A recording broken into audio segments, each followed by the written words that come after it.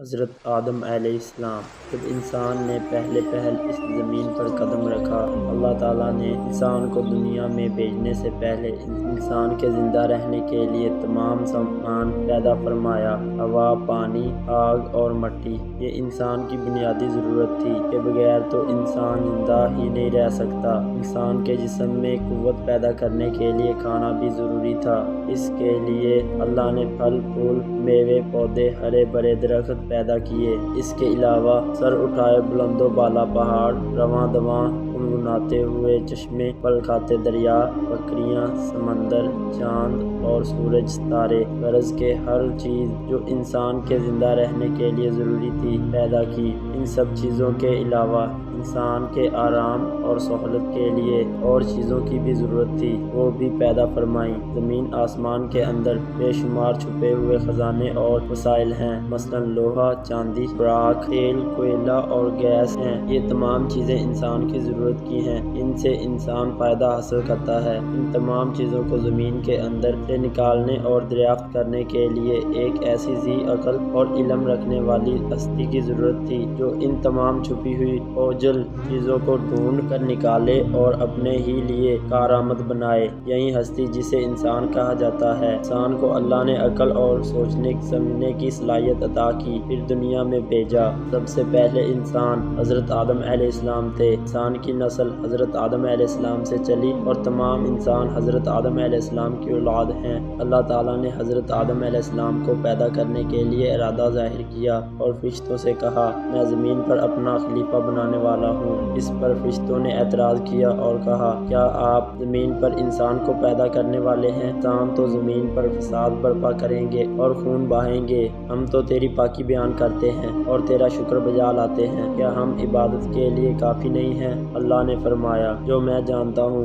وہ تم نہیں جانتے۔ پھر اللہ نے خود اپنے ہاتھوں سے حضرت آدم علیہ السلام کا پتلا بنایا، پھر اسے سنوارا اور اسے مناسب شکل دی۔ اس کے جسم کا ہر حصہ خوبصورتی کے ساتھ بنایا۔ پھر اس مٹی کے پتلے میں اللہ نے اپنی روح پھونکی۔ پھر اللہ نے فرشتوں سے پوچھا کہ چیزوں کے نام بتاؤ اگر تم سچے ہو۔ فرشتوں نے جواب دیا، ہم نہیں جانتے، سب سے زیادہ تو آپ جاننے والے ہیں۔ ہم کو تو بس اتنا ہی علم ہے جو آپ نے ہمیں سکھایا ہے، آپ بڑے علم اور برکت والے ہیں۔ اللہ نے آدم سے کہا، اے آدم، ان فرشتوں کو ان چیزوں کے نام بتاؤ۔ اللہ نے آدم کو تمام چیزوں کے نام بتا دیے تو آدم کے علم میں تمام باتیں آ گئیں۔ آدم نے ان چیزوں کے نام بتا دیے تو اللہ نے فرشتوں سے کہا، کیا میں تم سے نہ کہتا تھا کہ میں آسمانوں اور زمینوں کے اندر کی سب پوشیدہ باتوں کو جانتا ہوں اور جو کچھ تم ظاہر کرتے اور پاتے ہو سب کا علم رکھتا ہوں۔ اللہ تعالیٰ نے فرشتوں سے کہا کہ اے آدم کو سجدہ کرو۔ تمام فرشتوں نے آدم کو سجدہ کیا، لیکن ابلیس نے سجدہ کرنے سے انکار کر دیا، وہ غرور کرنے والوں میں سے تھا۔ تجھے کس چیز نے سجدہ کرنے سے روکا جبکہ میں نے تجھے حکم دیا تھا؟ اللہ نے پوچھا۔ ابلیس نے کہا کہ آپ نے انسان کو مٹی سے بنایا اور مجھے آگ سے پیدا کیا۔ ابلیس کے معنی مایوس اور نا امید ہونا، اسی لیے کہا گیا کہ جو شخص اللہ سے نا امید ہوتا ہے وہ ابلیس کے تابع ہوتا ہے۔ جو لوگ ابلیس اور شیطان کے بہکاوے میں آ جاتے ہیں وہ پست ہمت ہوتے ہیں، جو فرائض ان کے ذمہ ہوتے ہیں وہ ادا نہیں کرتے اور ذلیل و خوار ہوتے ہیں۔ جب ابلیس نے سجدہ کرنے سے انکار کیا تو اللہ نے فرمایا، تو آسمان سے اتر، تو نے تکبر کیا اور تو ذلیل خوار ہوا۔ ابلیس نے کہا، مجھے قیامت کے دن تک مہلت دیجیے۔ اس پر اللہ نے فرمایا، تجھے مہلت دی گئی۔ ابلیس نے کہا، میں تیرے بندوں کو گمراہ کروں گا اور ہر طرف سے ان کو گھیرے میں رکھوں گا، وہ تیرا شکر بھی نہیں کریں گے۔ اللہ تعالیٰ نے حضرت آدم علیہ السلام کو حکم دیا کہ اے آدم، تم اور تمہاری بیوی بہشت میں رہو اور جو کچھ کھانا ہے فراغت سے کھاؤ، اور ایک خاص درخت کی طرف اشارہ کرتے ہوئے کہا، درخت کی طرف نہ جانا ورنہ تم ظالم قرار دیے جاؤ گے۔ چنانچہ آدم اور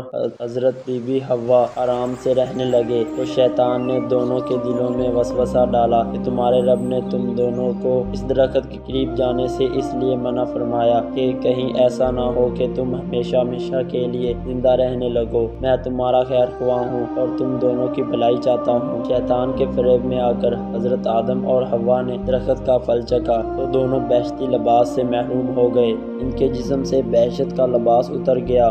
دونوں اپنے اوپر جنت کے پتے جوڑ جوڑ کر رکھنے لگے۔ ان کے رب نے ان کو پکارا اور کہا، کیا میں نے تم دونوں کو اس درخت کے قریب جانے سے منع نہیں کیا؟ یہ نہ کہا تھا کہ شیطان تمہارا کھلا دشمن ہے؟ حضرت آدم اور حوا دونوں سے غلطی ہوئی، انہوں نے اللہ کا حکم نہیں مانا۔ اس غلطی پر دونوں کو سخت ندامت ہوئی۔ آدم نے اللہ سے معافی طلب کی اور دعا کی، اے میرے رب، ہم نے اپنے نفس پر ظلم کیا، اگر آپ ہم پر رحم نہ کریں اور ہماری مغفرت نہ کریں تو ہم نقصان اٹھانے والوں میں ہوں گے۔ آدم اور حوا کو زمین پر اتار دیا اور کہا کہ تم ایک دوسرے کے دشمن رہو گے اور ایک خاص وقت تک تم دونوں کو زمین پر رہنا ہے۔ میری طرف سے کوئی ہدایت آئے تو جو شخص اس ہدایت کو مانے گا، نہ انہیں کسی بات کا اندیشہ ہوگا نہ کوئی غم۔ جو میری نصیحت سے منہ موڑے گا، اس کے لیے دنیا میں زندگی تنگ ہوگی اور قیامت کے روز اس کو اندھا اٹھائیں گے۔ جب حضرت آدم علیہ السلام آسمان سے اتر کر زمین پر آئے تو وہ فرشتوں کی پاکیزہ باتیں سننے سے محروم ہو گئے، اس لیے دل اداس رہنے لگا۔ آپ نے اللہ سے دعا کی اور عرض کیا کہ میں فرشتوں کی صحبت سے محروم ہو گیا ہوں۔ اس پر اللہ نے فرمایا، آپ مکہ معظمہ جائیں، وہاں میرا گھر تعمیر کریں، اس کا طواف کریں اور نماز پڑھیں۔ چنانچہ